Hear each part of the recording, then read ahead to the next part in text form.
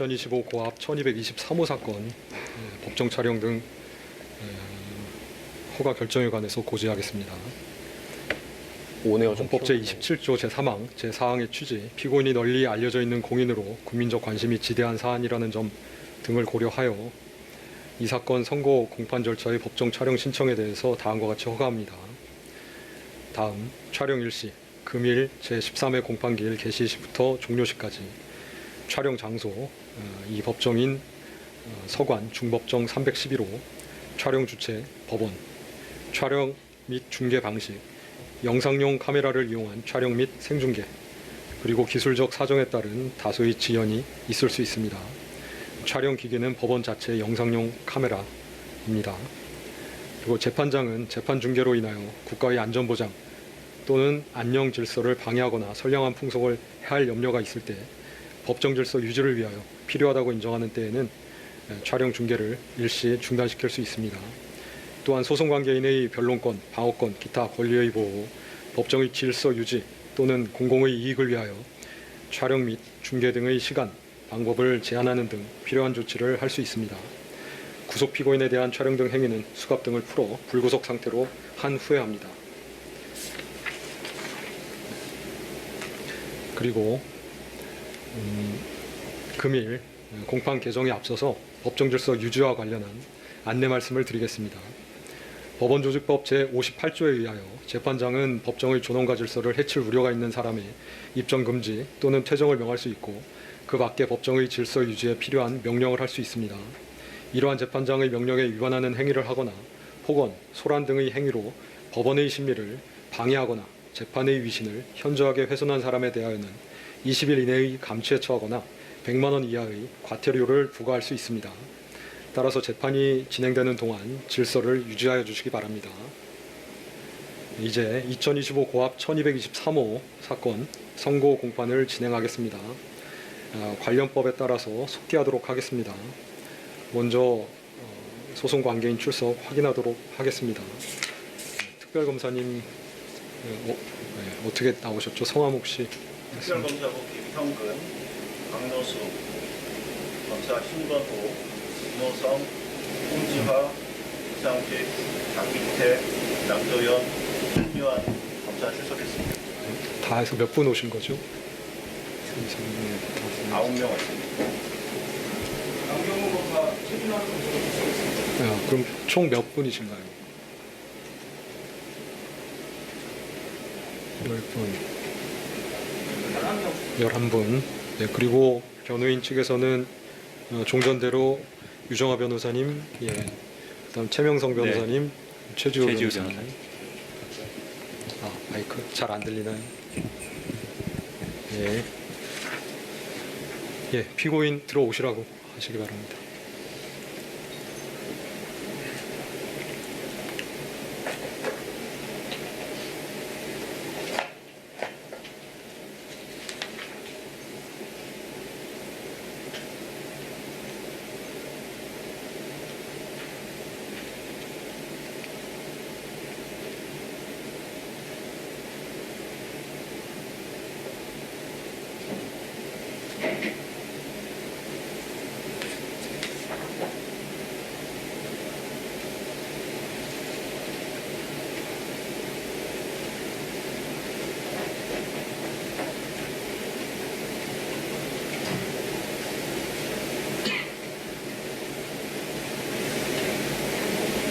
피고인 착석하시기 바랍니다.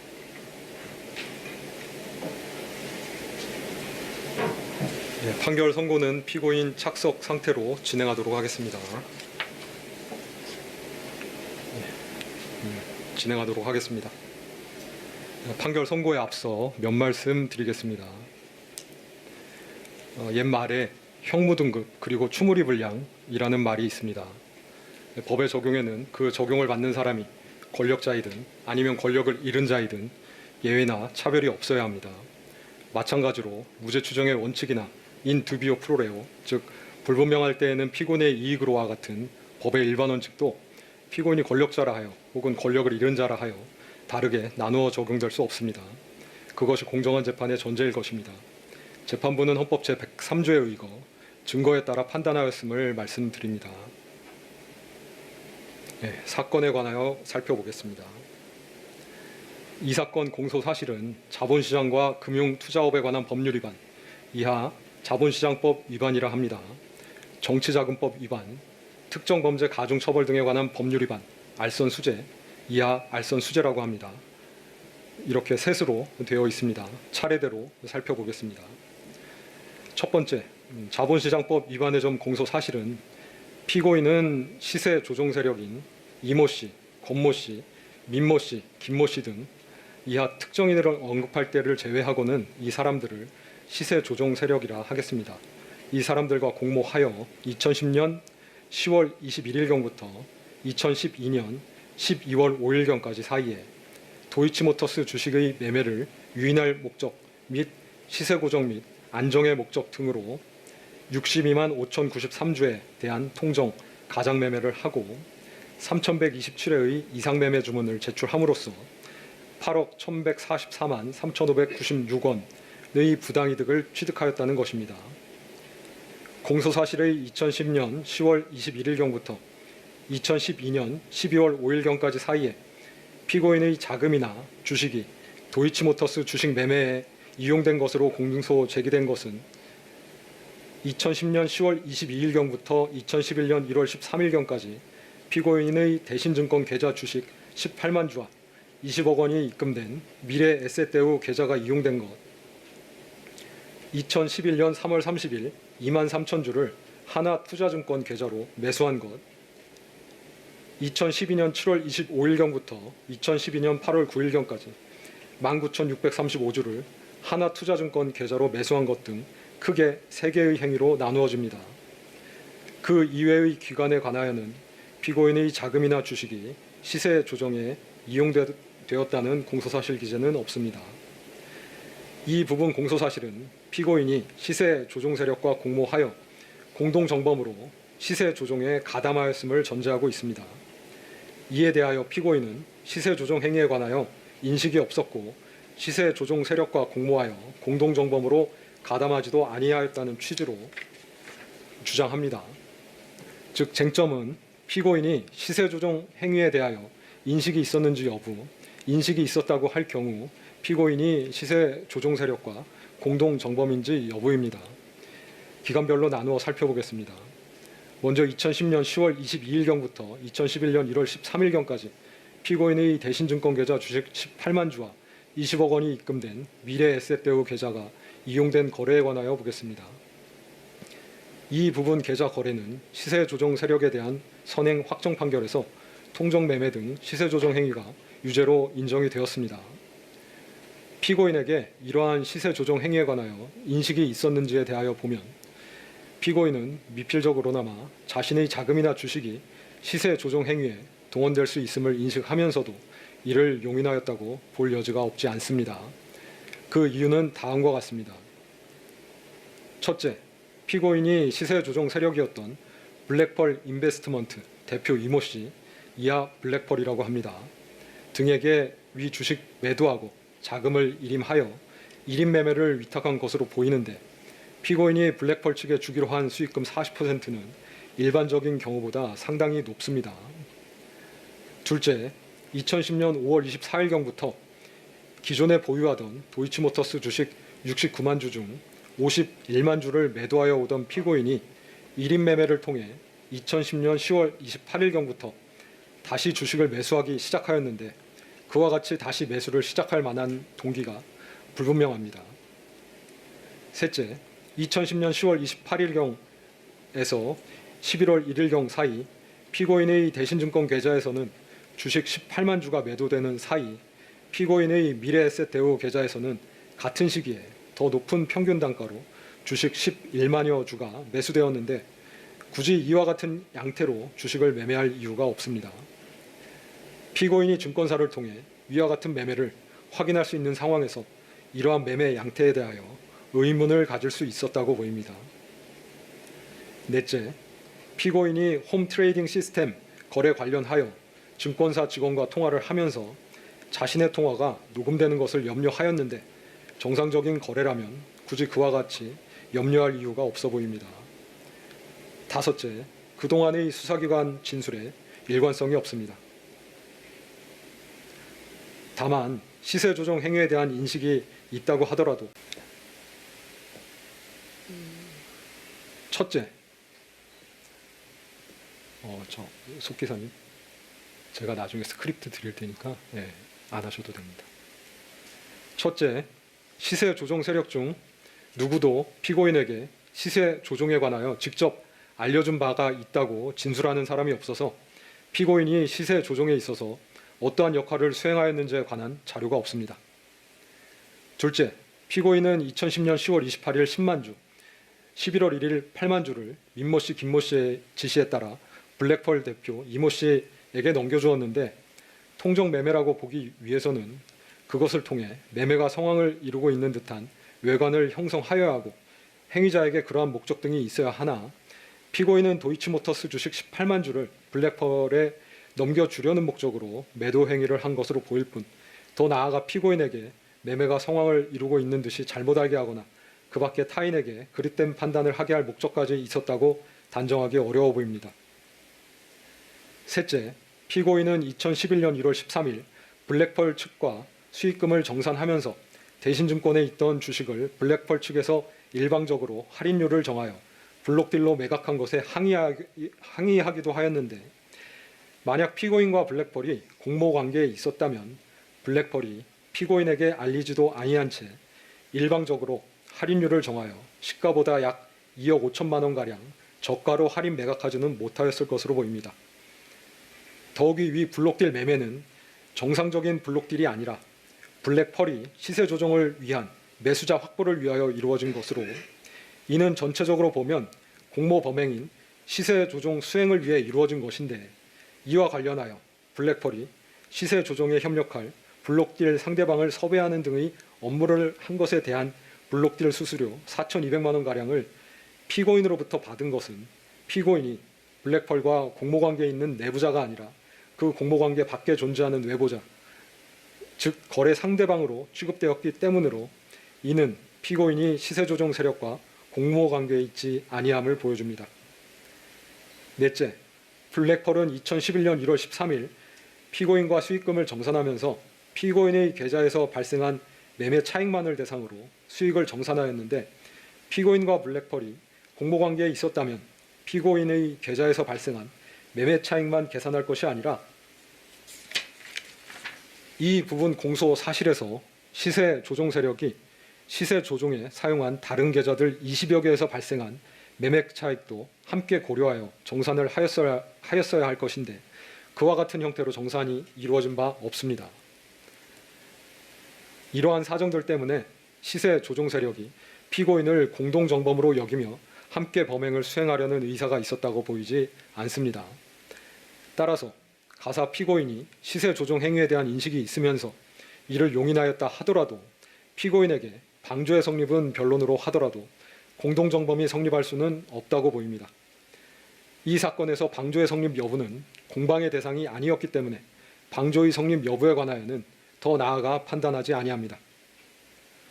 다음으로 2011년 1월 14일경부터 2012년 12월 5일경까지 이루어진 시세 조정 행위에 관하여 보면 피고인은 2011년 1월 13일 정산을 마침과 동시에 블랙펄에 맡겼던 도이치모터스 주식 1인 매매를 종료하였고 2011년 1월 14일경부터 2012년 12월 5일경까지 이 사건 대신증권 계좌, 이 사건 하나투자증권 계좌에서 이루어진 도이치모터스 주식 매매 중 이 사건 공소사실에 포함된 것은 2011년 3월 30일 2만 3천 주를 하나투자증권 계좌로 매수한 것, 2012년 7월 25일경부터 2012년 8월 9일경까지 19,635주를 하나투자증권 계좌로 매수한 것인데 이러한 하나투자증권 계좌 관련된 매매는 공범으로 기소된 시세 조정 세력에 대한 선행 확정 판결에서 시세 조정에 이용된 계좌로 인정되지 아니하였고 위 행위들은 피고인이 독자적 판단 하에 매수한 것으로 보일 뿐 시세 조정 세력과의 의사연락 하에 매수하였다고 인정할 만한 증거가 부족합니다. 더욱이 위와 같이 매수된 주식은 이 사건 공소사실 기재 기간 중에 매도되지도 아니하였습니다. 공소사실 중 그 외의 기간에 이루어진 타인 계좌에서의 주식 매매 관련하여서는 피고인이 관여하였다고 볼 증거가 없습니다. 나아가 공소시효에 관하여 살펴보겠습니다. 피고인이 자신의 증권계좌에 금원을 입금하기 시작한 것은 2010년 10월 22일경부터이고 피고인의 계좌 등이 시세조정 행위에 이용된 것은 2010년 10월 28일경부터로 그 무렵부터 2011년 1월 13일까지 이루어진 시세조정 행위는 피고인의 계좌 등이 교부되어 1인 매매 형태로 이루어졌고 그 방식은 주로 통정, 가장 매매였다는 점, 2011년 1월 13일경 피고인이 1인 매매를 위탁했던 상대방과 다투고 정산을 받은 이후로는 1인 매매를 하지 아니하였다는 점, 피고인이 자신의 계좌 이외에 시세 조정에 이용된 계좌나 그 운용 형태 등에 관하여는 별다른 인식이 없었던 것으로 보이는 점, 2011년 3월 30일경 이루어진 매수 행위는 피고인이 스스로 거래를 한 것으로 보이는 점, 그 후 1년 4개월가량 경과된 2012년 7월 25일경부터 2012년 8월 9일경까지 피고인은 단기간 동안 스스로 현실 매매를 한 것으로 보이는 점,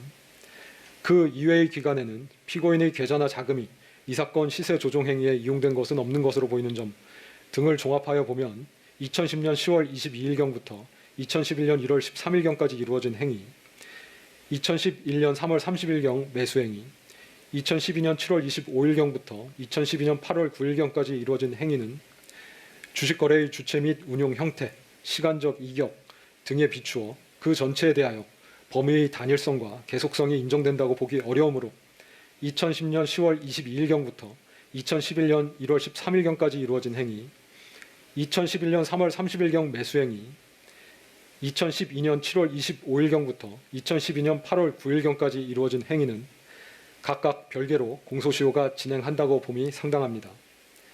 따라서 2010년 10월 22일경부터 두 번째, 정치자금법 위반의 점 공소사실은 피고인은 윤석열과 공모하여 명태균으로부터 2021년 6월 26일경부터 2022년 3월 8일경까지 사이에 공표 36회 및 비공표 22회 등 여론조사 58회를 무상으로 제공받아 정치자금법이 정하지 아니한 방법으로 여론조사 비용 총 합계 2억 7,440만 원 상당의 재산상 이익을 얻었다는 것입니다.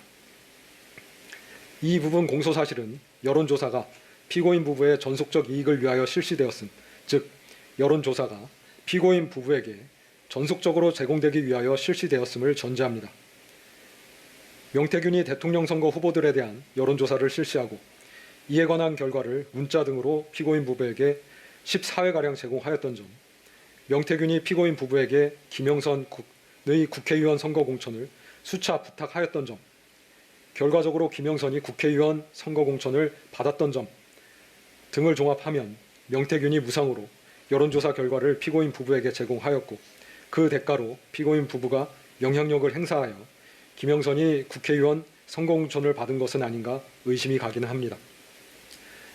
그러나 다음과 같은 사실 내지 사정을 종합하면 명태균이 피고인 부부에게 전속적으로 제공하기 위하여 여론조사를 실시한 것이 아니라 자신이 운영하던 미래한국연구소의 영업활동의 일환으로 정기적으로 실시하던 여론조사 결과를 피고인 부부를 비롯하여 여러 사람들에게 배포한 것으로 보일 뿐이어서 이를 두고 피고인 부부가 여론조사 비용 상당의 재산상 이익을 취득한 것으로 볼 수 없습니다. 첫째, 피고인이 명태균이 운영하는 미래한국연구소 또는 여론조사 기관인 P&R과 여론조사에 관하여 계약을 체결한 바 없습니다. 피고인과 미래한국연구소 또는 그 의뢰를 받아 여론조사를 하는 기관인 P&R 사이에 여론조사 관련하여 계약서 등 계약이 체결되었다고 볼 만한 증거가 없습니다.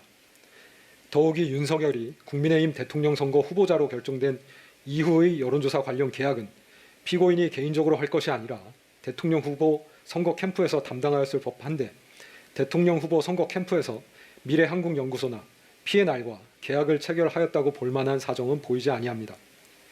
관련자 진술에 의하면 명태균은 처음에 의뢰받지도 아니하고 정치인에 대한 여론조사를 진행하다가 일정한 시점이 되면 그 결과를 전달하면서 당사자와 접촉하여 계약을 이끌어내는 영업 방식을 취한다는 것인데 명태균이 이러한 방식으로 계약을 이끌어낸다고 하더라도 여론조사로 인하여 이익을 얻는 주체와 계약서를 작성할 법한데 이 사건에서 명태균이 피고인 부부와 계약서를 작성한 바가 없습니다.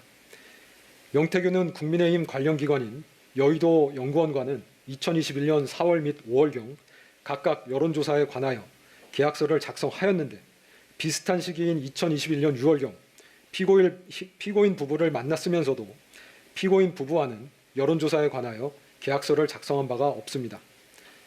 나아가 구두로 혹은 묵시적으로 계약이 체결되었다고 볼 증거도 없습니다. 둘째, 여론조사의 실시 여부 및 방법, 여론조사 결과의 공표나 배포 등에 관하여 명태균이 피고인의 지시를 받았다는 자료가 없습니다. 여론조사 비용 상당의 이익이 피고인 부부에게 귀속되었다고 보려면 그 이익이 피고인 부부에게 전속적으로 귀속된다고 평가될 수 있어야 합니다. 즉 명태균이 여론조사에 관하여 피고인 내지 그 부부의 지시를 받았어야 그 이익이 피고인 부부에게 전속적으로 귀속된다고 평가할 수 있을 것인데 그러한 증거가 없습니다. 여론조사가 피고인의 지시 내지 의뢰에 따라 이루어진 것이라면 명태균은 여론조사 실시 전에 설문 내용, 공표 여부 등에 관하여 피고인으로부터 지시를 받고 여론조사 후 그 결과를 피고인에게 먼저 보고한 다음 배포 상대방 등에 관하여 피고인의 지시를 받았어야 할 것인데 기록상 그러한 사정이 나타나지 않습니다. 오히려 여론조사 수행 방식에 대한 의사결정을 명태균이 하였고 여론조사 공표 여부나 배포 상대방도 명태균이 정한 것으로 보입니다.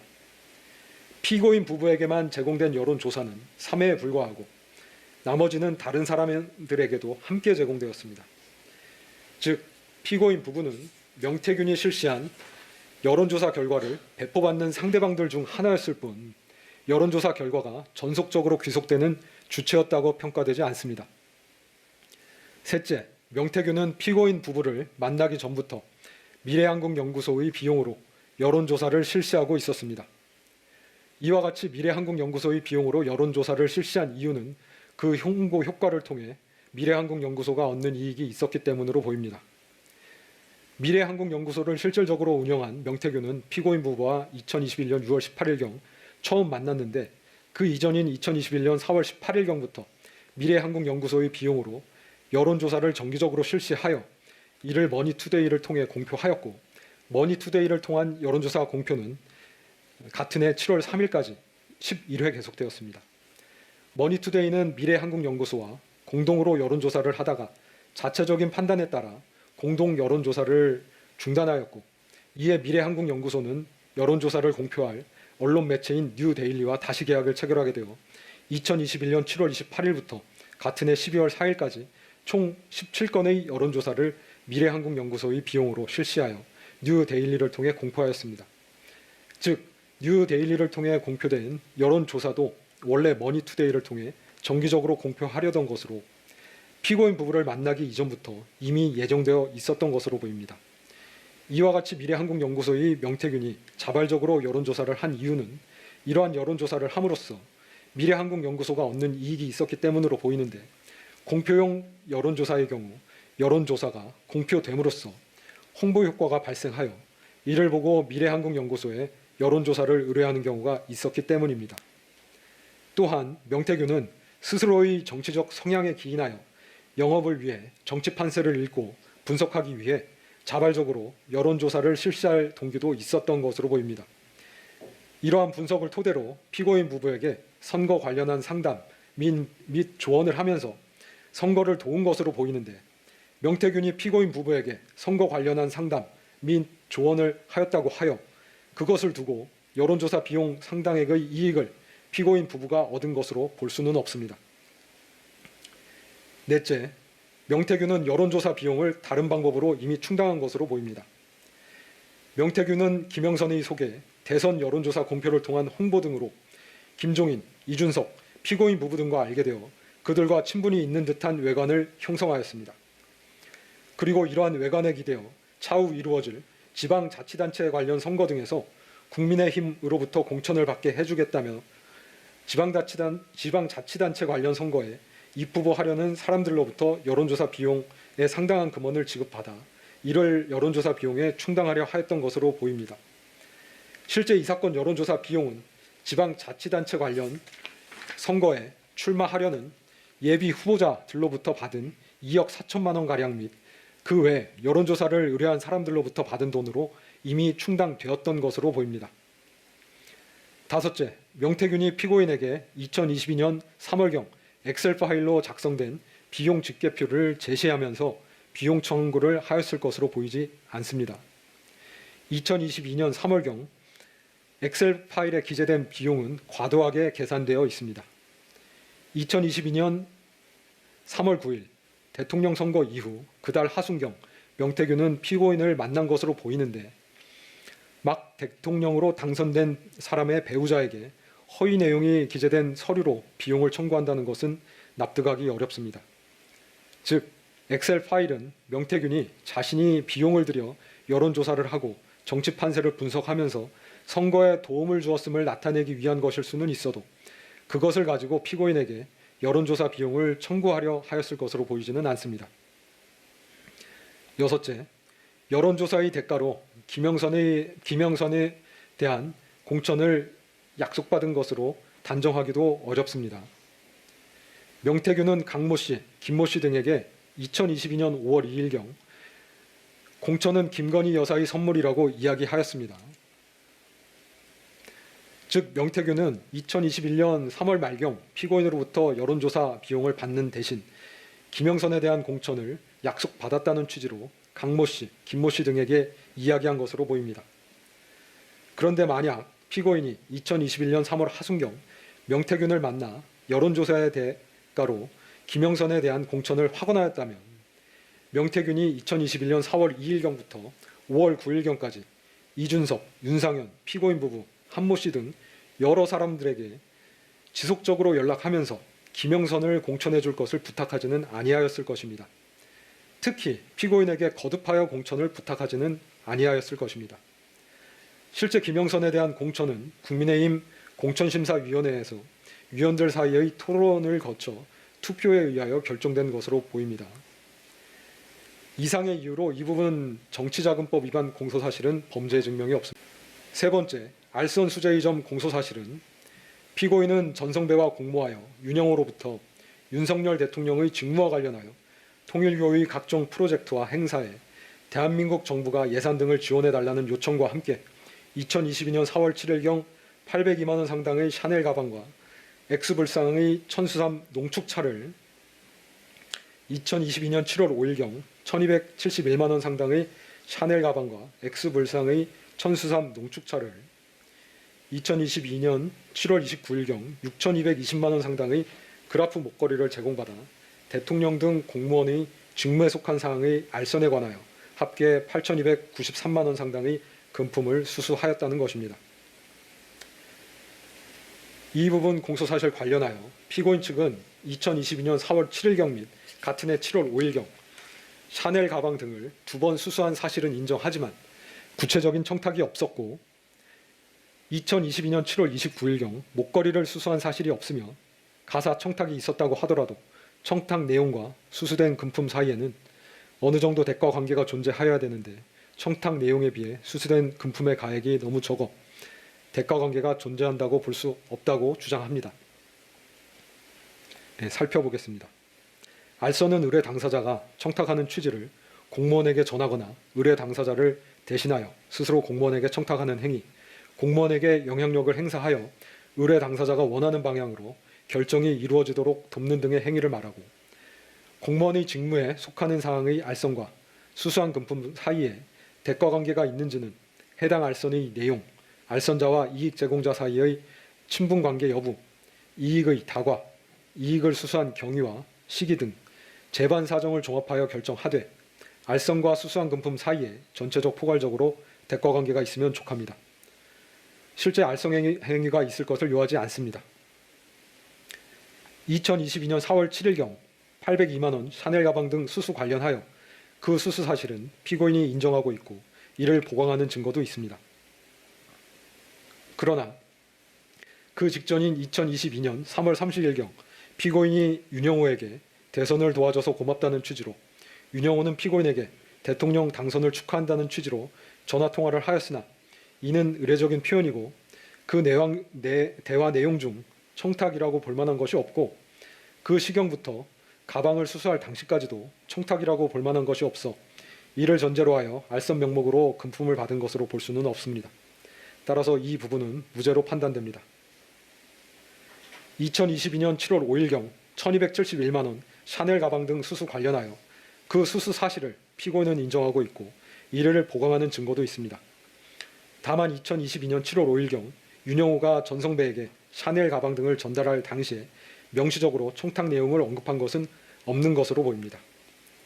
그러나 피고인은 전성배가 2022년 4월 23일경부터 전달하여 준 문자 및 전화 통화를 통하여 통일교 측에서 원하는 것이 UN 제5사무국 유치라는 것과 이를 위하여는 아프리카 국가들의 지지가 필요하고 그 지지를 받기 위하여는 그 국가들에 대한 정부 차원의 지원이 필요하다는 것을 전해 들었던 것으로 보이는 점, 위 가방 수수 이후 2022년 7월 15일경 피고인과 윤영호는 전화통화를 하였는데 전화통화를 하면서 피고인은 윤영호에게 아주 늘 그렇게 해 주셨던 것처럼 좀 힘이 되어 주시면 저희가 여러 가지로 지금 많이 작업을 하고 있어요. 뭐 경제적으로나 문화 여러 가지가 이제 이런 많은 업적들이 이렇게 훼손되지 말아야 되잖아요 라고 말하였는 바 그 의미는 통일교에서 추진하는 일, 업적 관련하여 정부 차원의 경제적인 지원이 필요한데 그러한 경제적 지원을 위해 피고인이 작업, 즉 노력을 하고 있다는 취지로 보이는 점 등을 종합하면 피고인은 7월 5일 가방을 교부받을 당시 통일교의 청탁 내용이 정부 차원의 경제적인 지원과 관련되어 있음을 인식하고 있었고 그러한 경제적 지원을 위해 노력 중이라는 것은 피고인에게 청탁의 실현을 위하여 알선 의사가 있었음을 보여줍니다. 따라서 이러한 인식과 의사 하에 샤넬 가방 등을 교부받은 것은 알선의 명목으로 수수한 것으로 판단됩니다. 다음으로 대가 관계에 관하여 보면 피고인은 2022년 7월경 당시 정부의 모든 부처를 통할하는 대통령의 배우자로 대통령에게 정부 차원의 지원 등에 관하여 이야기할 수 있는 가장 지근거리의 사람이라는 점, 피고인은 통일교 측에서 조직을 이용하여 피고인의 배우자가 대통령에 당선되도록 도움을 주었다고 인식하여 통일교 측에 감사의 마음을 가지고 있었다는 점, 윤영호의 청탁 내용은 UN 제5사무국 한국 유치를 위하여 아프리카 국가들의 지지를 받아야 하고 그 지지를 받기 위하여 그 국가들에 대한 우리 정부의 ODA 지원이 이루어져야 한다는 것으로 볼 수 있는데 통일교가 추진하는 업무는 정부의 입장에서도 타당성 검토를 통해 지원이 가능한 업무였던 것으로 보이고 이는 국가 운영 및 정책을 총괄하는 대통령의 지시에 의하여 추진될 수 있는 성격의 것으로 보이는 점, 윤영호가 기대하는 피고인의 알선 행위는 윤영호의 청탁을 대통령에게 전달하여 통일교를 돕도록 하는 행위였다고 보이는 점, 대가 관계는 수수된 금품과 알선 행위 자체에 있으면 족하고 수수된 금품과 청탁 내용 실현을 위해 소요되는 금원 사이에 있어야 하는 것은 아니라는 점 등을 종합하여 보면 위 가방 등의 교부와 알선 사이에 대가 관계가 있다고 볼 수 있습니다. 단지 피고인이 받은 금품의 과액과 청탁 실현을 위하여 소요될 비용, 정부의 ODA 지원금 규모 사이에 현격한 차이가 있다는 것은 대가 관계를 부정하는 요소가 되지 않습니다. 따라서 이 부분은 유죄로 인정됩니다. 2022년 7월 29일경 6,220만 원 목걸이 관련하여 피고인은 목걸이를 수수한 사실이 없다고 주장하나 윤영호는 전성배에게 피고인에게 전달해 달라면서 목걸이를 교부하였다고 진술하고 전성배는 자신의 처남을 통해 피고인에게 목걸이를 전달하였다고 진술합니다. 살펴보면 목걸이를 전성배에게 교부한 윤영호가 피고인의 연락처를 알고 있었고 직접 연락을 주고받기도 하였기 때문에 그 전달 여부를 피고인에게 직접 확인할 수 있었던 상황에서 전성배가 이를 착복함으로써 2013년경부터 쌓아온 피고인과의 신뢰관계를 파탄시킬 수 있는 행동을 감행할 이유가 없다는 점, 전성배는 피고인과 윤영호 사이를 매개하는 것만으로도 고문료 명목의 금전적 이익을 얻고 있었는데 굳이 목걸이를 착복함으로써 피고인과의 신뢰관계를 깨트릴 이유가 없다는 점, 피고인은 2022년 5월 10일 취임한 대통령의 영부인으로 2022년 7월 29일경은 그로부터 채 3달이 되지 않은 시점인데 그 시점에 전성배가 영부인에게 전달될 물건을 가로채는 대담한 행위를 하였을 것으로 보이지는 아니하는 점 등에서 전성배의 진술에 신빙성이 있습니다. 또한 목걸이를 교부받은 전성배는 윤영호가 같은 날 보낸 문자, 즉 교육부 장관이 아프리카 청년부 장관들을 예방해달라는 청탁 내용을 피고인에게 그대로 전달하였기 때문에 피고인이 그 청탁 내용을 인식하면서 그 다음날 전성배로부터 그 처남을 통해 목걸이를 전달받았으므로 이는 청탁에 대한 알선의 대가 및 명목으로 받은 것으로 판단됩니다. 따라서 이 부분도 유죄로 인정됩니다. 양형에 관해서 보겠습니다.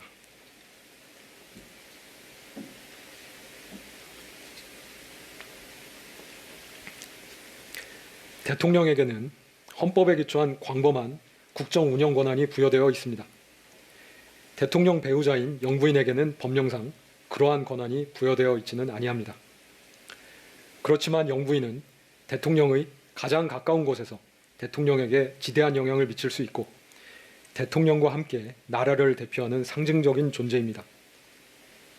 그에 걸맞은 처신이 필요하고 기본적으로 높은 청렴성과 연결성이 요구됨은 두말할 나위가 없습니다.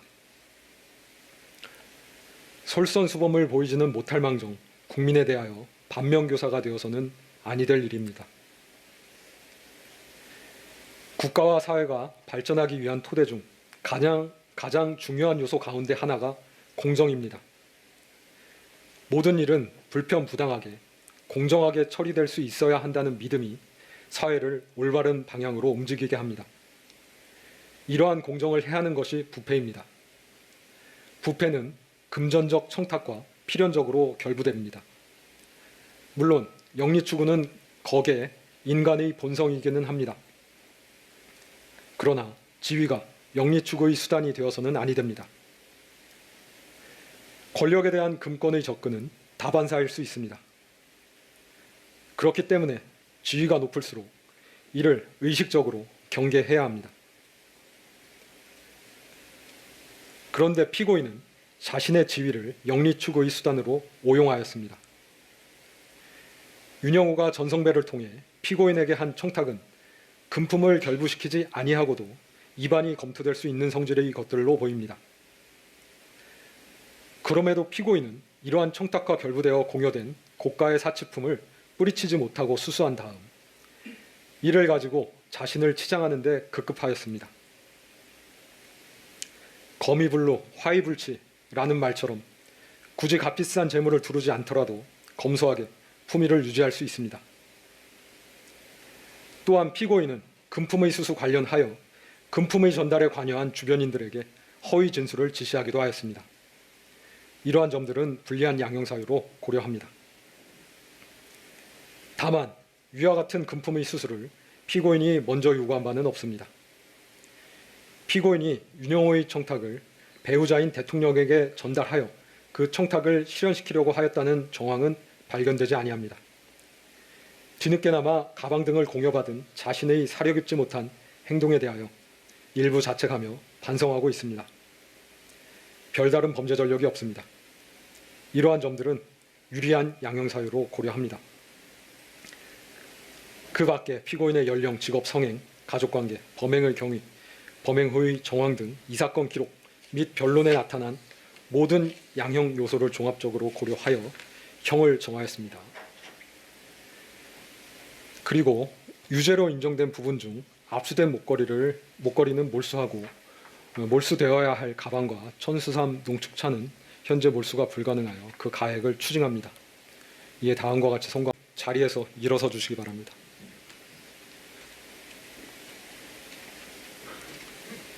주문. 피고인을 징역 1년 8월에 처한다.